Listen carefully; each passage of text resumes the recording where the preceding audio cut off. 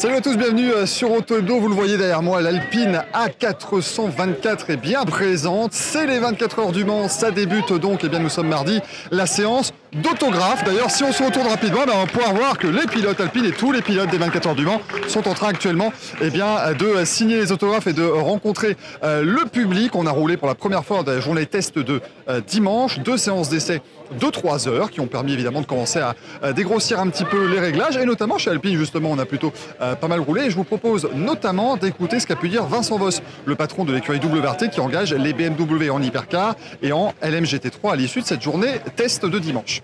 Mais on a bien travaillé, on a bien avancé sur ce qu'on voulait tester. On a eu un petit problème sur la 20 qu'on est en train d'analyser, on en saura plus ce soir. Mais sinon, un bon feeling avec la voiture. Je pense qu'on a fait des bons progrès depuis l'année dernière.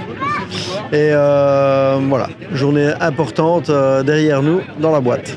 Et lors de la journée test de ces 24 heures du Mans, c'est cette voiture, la Toyota GR010 numéro 8 de Sébastien Buemi, Brendan Hartley et Ryo Hirakawa qui a réalisé le meilleur chrono. On fête les 40 ans de Toyota au Mans. Évidemment, la marque japonaise aimerait fêter cela avec une victoire. Et puis, un petit peu plus loin, on a Ferrari aussi, bien sûr, qui faisait partie des grandes favorites et qui est toujours après 2 victoires consécutives. On va voir évidemment tout ce que ça va donner dans la semaine.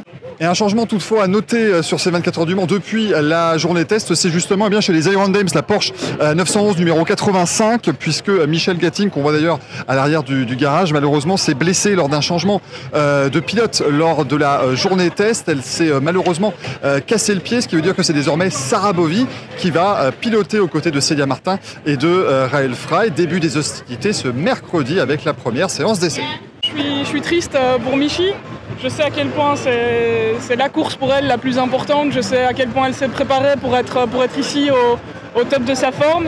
Voilà, c'est un malheureux accident, c'est des choses qui arrivent malheureusement. Et forcément, je suis hyper fier de pouvoir être aligné sur la voiture, de pouvoir défendre les valeurs des Iron Dames. Pour moi, c'est aussi une course qui est hyper importante, donc je vais donner mon maximum. Et effectivement, on se serre les coudes et on va essayer de sortir tout ce qu'on peut de la voiture, du team, de l'événement. Mais je suis hyper fier d'être là, voilà.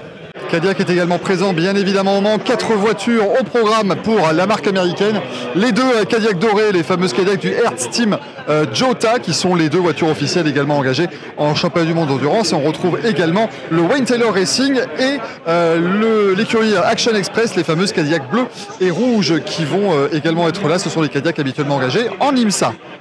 Et évidemment, dans ces 24 heures du Mans 2025, la 93e édition, l'une des attractions, elle est derrière moi, c'est l'Aston Martin Valkyrie, la numéro 009, la numéro 007. 2 voitures engagées donc en catégorie Rennes Hypercar pour Aston Martin avec ce fameux V12 atmosphérique, pas d'hybride sur cette voiture. Donc forcément, pour le plus grand plaisir des fans, que ce soit sur le look de la Valkyrie ou sur son son.